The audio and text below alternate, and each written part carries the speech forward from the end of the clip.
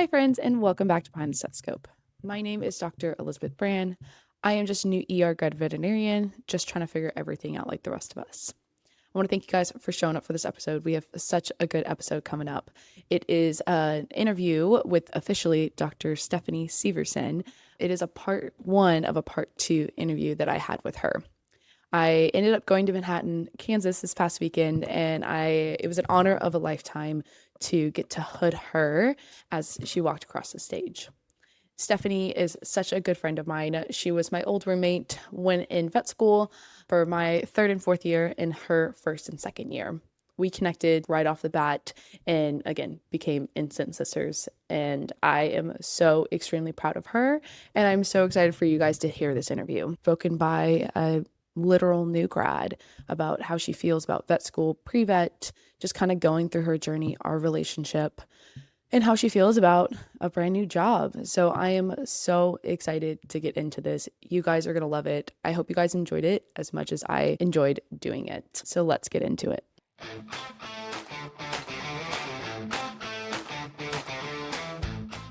Okay. So thank you for coming on. If you want to introduce yourself and tell people about you.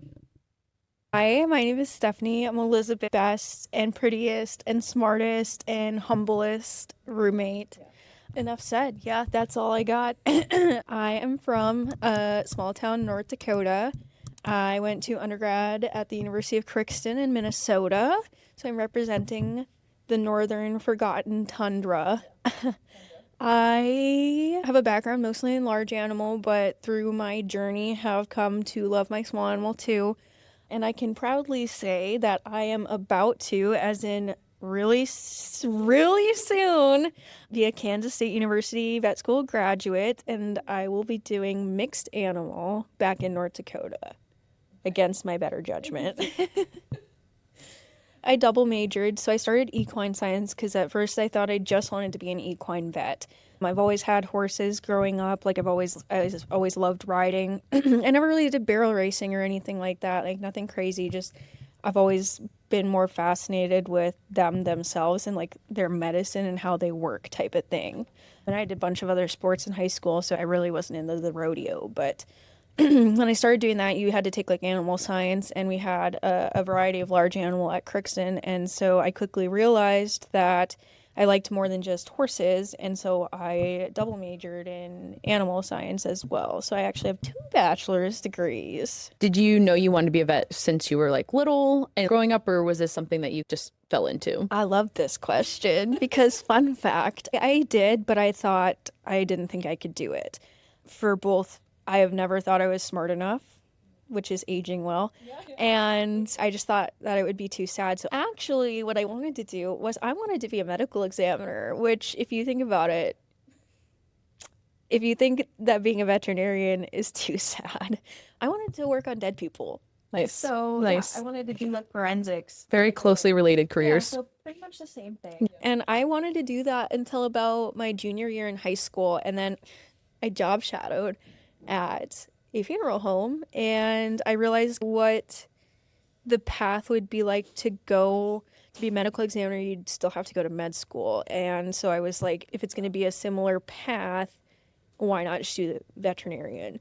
And so I started like shadowing very late, and I'd never turned back. I loved it. And now that's my fun fact all the time is I actually wanted to work with dead people, which is so crazy, but it gets a good giggle out of everyone. And now I'm not doing that. So you started late. I feel like a lot of people can relate to that, is like starting late and going, how can I catch up to what everyone's wanted to do? I've always wanted to be a vet growing up. So I started when I was 13, shadowing and all that stuff. Did you feel behind? Like, how did you feel catching up in that? Yeah, so I actually, like, none of my family, none of my friends, like, I didn't know anyone in vet med. So I was the very first one. So I started shadowing my junior year of high school, but I didn't work at a vet clinic. So I did 3 years of undergrad. I didn't start working at a vet clinic until between my second and third year. That was my first job at a vet clinic. It must have been 20 before I was 21. Yeah, so I just didn't know. The path was very unclear to me. I looked at programs like undergrad that had a pre-vet program because at the time I didn't know that pre-vet is basically just your sciences. You can get an associate's or whatever, even a bachelor's in biology and still have the recs. But I didn't know that. I knew nothing. So I picked out and it worked out because I picked out a school with a pre-vet program and it was all laid out for me. There was no guessing. But like even like in undergrad, I worked at a daycare with little kids. And if you know me, and I got a bunch of experience there. We had like horses, sheep, goats, cows, and all our classes revolved around that. And then I only started working at a vet clinic when I did because I needed an internship to graduate. Oh, wow. And it was right at COVID. And so I'm lucky they even took me because I feel like if I would have been somewhere else, like here, Texas, wherever. Yeah, Northeast, I would have gotten opportunities. I don't really know where I would be, but that's kind of when I started wanting to do small animal. I wouldn't have known that I like small animal if I hadn't started looking at the vet clinic. Yeah, I started really late with my So did you have a feeling that you were going to get into vet school? Did you get in first try? How did that look like, applying, stuff like that, being so late? Okay, so I didn't even know the application process. When it was time to apply, it was like a year before graduation. They told me it was time to apply, and I was like, I'm sorry, who? Yeah. So that was a whole nother realm of things. I of course, got involved in clubs and stuff which I'll get into a little bit more, but it's not all about experience in the vet school application. So I feel like I was quite well-rounded in other areas as far as not the experience, but I filled it out to the best of my ability. And I did study abroad club, so I had a couple study abroad trips and president and whatnot, and pre-vet club, of course, but I had some other things, I played volleyball and stuff like that. But I did not get in my first time. I applied to 6 schools because North Dakota has a program where you can get in-state tuition in certain states. So I only applied to those states, and I waitlisted at Oregon, which is really far, especially compared to here, but I didn't end up getting in. And I graduated in 3 years, so the hope was to cut a year off and do 7 years of school instead of 8, which I did still do, but I did end up taking a gap year between, which I felt was good, both for experience, both for me and my journey. People say it's hard to get back into it if you take a year off, but personally, I got experience. I saved up some money and that type of thing. And so I felt like the second time I applied and interviewed and everything, I was way more confident. I knew what to expect. I wasn't so nervous. I wouldn't change it. I think I grew a lot in that year. I think everything happens for a reason. And it just makes you who you are. Yeah. Your chances. I think a lot of people who don't get in the first time, they're like, my life's over, or my world's falling apart. And so hearing the different side of that, saying maybe it's okay, you're better for it. Right. So I also want to say that surprisingly, my weakest subject has always been science. And it's not because I don't like it, biology type of thing. It's I can't do chemistry to save my life. You could put me right now into an intro chemistry class or a high school chemistry class, I wouldn't know shit. I literally don't do chemistry. I don't. Yeah. I love English and I love history, which is so not here. So even I excelled in all the animal classes and the experience and everything, but the problem was I did not do good in chemistry. I got C's. I had 4 C's. Well, I try, and that's the biggest advice I give to people who are applying and stuff is I did not have straight. Yeah, same. I'm a solid B student. Yeah. Plus chemistry. We're down here. And so that was another factor is that obviously I'm here. I'm graduating. Yeah. So the fact that my transcripts and my GPA were a little lower did not stop me from coming here. But I didn't retake any either because when I didn't get in that gap year, I'm like, do I retake a class? Do I try to retake a chemistry? I have never cried more than chemistry class. Yeah. That was my biochem. I could count on one hand how many times I've cried because of that school. Yeah. I could not count on both my hands how many times I cried because of chemistry. So anyway, not getting in my first time, obviously I was working at a clinic and everybody knew I was applying. And so not getting in my first time in approaching that, I felt so stupid. I felt so embarrassed. But hindsight's 20/20, but looking back, it didn't last very long. I didn't feel embarrassed or whatever. Whatever. A lot of people don't even get as far as I did. And I was very much not there was no other option for me. Like by the time I was in it like that, I was in it. Like there's no other path I'd want to be on. I didn't have that fallback. Yeah. I was like, this is what I'm doing, and this is and it was funny because my parents always told me, hey, what if you don't get into vet school? Hey, let's realistically think about how hard it is to get into vet school. What if you don't? And now tell everyone that. Yeah, and I wasn't an A student. We probably had very similar GPAs, and they were like, you need great grades, you need straight A's. That's always what you hear. Yeah, and I think it's true. Like, you still need good grades, but like you said, there's so much other aspect in the application process that even good old me, who had like the lower GPA of it all, and not a science person. I love to say that because it's such a science-based thing, but it's different. It's so different. And I just want to say, like, chemistry is like a cut class. Like, it's like it weeds people out. If you can get through it, you're gonna make it. Yeah, no, I agree. And I think, like, honestly, that's how I feel about vet school. Once you get into vet school, where I think we'll jump here, is once you get in, like, you're gonna make it. You're gonna get there. It's like the getting in is like the hard process of it all. And I've been talking to a lot of like pre-vet students and having conversations with them of like what advice I have for them to get into vet school. And I was like, be you. C's get degrees. No, I'm just kidding. No, really, I was like, be you. That's like my best advice. Like, I don't know if you have any advice, but like truly for me, it's be you. That is all you could be. And if they want you, they'll take you. Yeah. And like I said, like, I just feel like everyone focuses so much on grades. Like, people hyper focus on that and think that's the most competitive thing.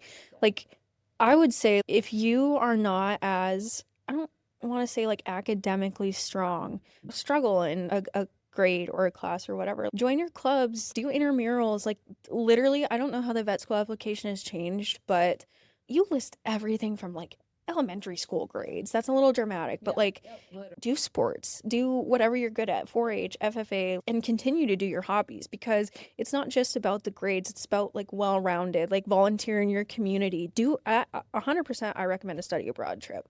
Not only do you get to travel, but I did one with a host family, which is nothing to do with vet med, and that it makes me different. You can still do things without it relating to vet med, and put that on there because it shows that your life is not just that, it's just diversity. Yeah, 100%. And like, people focus on any grades and they don't join those like clubs, and they don't do the volunteering and FFA and all of that stuff because they're like, I need great grades. And I think that's what people miss out on. And I think admin is looking for well-rounded people that, oh, look, she did study abroad. She is interested in other cultures. She is interested in different people. Like, something that will make you stand out.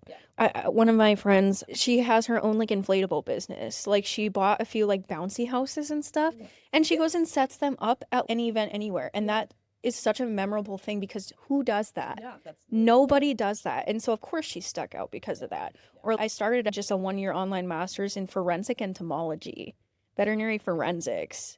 So it's like, I like forensics. That's where I did my gap year. I forgot about that, but you would not believe the interviews that I did for vet school, how fascinated people were about veterinary forensics and stuff. And so it just stood out. They really were like, that is so cool, because who does that? Just like, it doesn't even have to be directly related to vet med, just something like that makes you different. Like, any experience, really. No, I 100% agree. Or like, of course you love animals. Of course you want to work with animals. You've loved them their whole life. Yeah. That's not what they want to hear. Yeah. Because of course you do. Yeah. Or you wouldn't be here to begin with. Yeah. No, and I think the takes of, I want to do veterinary medicine because I love animals. And like you said, we literally all do. But I think having the take of, actually, I want to work with vet med because I want to advocate for animals. Or I really love the idea, the aspect of advocating for something that can't talk, or something that's different. Or even like research. Like, research, that's a whole nother can of worms that I personally didn't get into, but they love research too. And that is a different path that I could have went down that I just personally wasn't interested in. But that is another thing to make you stand out, is different areas of research or research projects you've been a part of with or without animals. Yeah. No, I agree. Okay, so now we got into K-State. Go Cats. You started first year. We roomed together. Just history. Changed my life. Yeah, history on us is like, we roomed together for your first and second year, my third and fourth year. I'm 2 years older. She romanticized it for me. We found each other on Facebook and video called. Yeah, and I said, hey, et cetera, et cetera. So anyway, first year, let's talk about vet school. Let's what you didn't like, what did you think coming in would be the hardest, what actually didn't end up being the hardest, stuff like that. Kind of got my teeth kicked in. I'm not gonna lie. I don't know. People had said the hardest part is getting in. Yeah.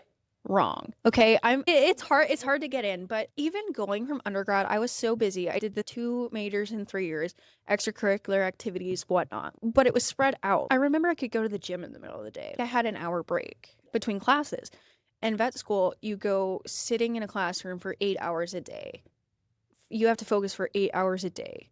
Minimum. And plus you have labs. Plus the labs and plus everything else. Yep. Honestly, if I could give any advice, and maybe people will feel differently because they didn't have this experience, but I would say room with older people. And maybe that's just because I never roomed with people my age, but I can 100% say my life would not be the same now if I did not room. Yeah. I don't know, maybe I just got lucky with a few older people because it feels so serious, especially first year. Like school feels like it's your entire life. Like you have to have your head buried in the book, especially first year. And it can get lonely. I moved 13 hours away. I didn't know anybody here. There were a couple of upperclassmen that I had been in college with, not in my same grade or anything, but I remember the first couple months were hard. I missed my family. At the time I didn't even have a significant other. And so that was without one that it got lonely, but you make good friends, find your group of people, and get out of the house. And don't just study all the time. Okay? A wise woman once told me, day one, I don't believe in school on Fridays. I'm not going to name any names, but I wouldn't say that's 100% true. Yeah. Oh my God, it's okay to skip a class. It took me until 3rd year, I think. And not even the vice of skipping a class, but do you? Yeah, I think at the end of the day, it's so important to have that perspective. And I want to circle back to that really quick. And you're saying that when there would be us, and I remember there's multiple times that you're like, my world's falling apart. I miss my home. I'm struggling in these classes. I don't know what to do. I can't go out with you guys or go to this, can't go to dinner because I have to study. And we're like, it's not that serious. And I think that brings perspective of trust me. And I always say this, I'm like, if I can do vet school, you can do vet school. You did. And now I tell people that. And it's crazy. And everyone's, wow, you're so smart. You're my role model. You are my role model. And I'm like, that's crazy. No, that's literally crazy. And I think, but we had that too, right? Everybody's been. Yeah. And I was like, I had perspective too. I was first year, all of this stuff. And we had a neighbor that was 2 years older, Jake, and he brought so much perspective for us, saying it's okay, young one, and that's exactly what I feel like. And that's why find someone older than you. And some programs do the big and little thing where they'll try and pair you up. Really take advantage of that, because once you get through first year, it's a lot different. You need to get your study group, you need to get in your groove, find your way. But then first year, I remember towards the end of it, I had finally got my groove. I was so excited to be done. And second year, even with the summer gap, it just fell into place. Second year was such a breeze. Not that it wasn't hard, but it's so much easier when you have your people. Okay, I want to thank you guys for listening to this episode. Again, I hope you guys enjoyed it as much as I did. And I will see you next week for part 2 of that interview. Again, I think Stephenie gives such a great perspective of kind of her journey and advice for pre-vet students and everything like that. So again, I hope you guys enjoyed it as much as I did, and we will see you guys next week.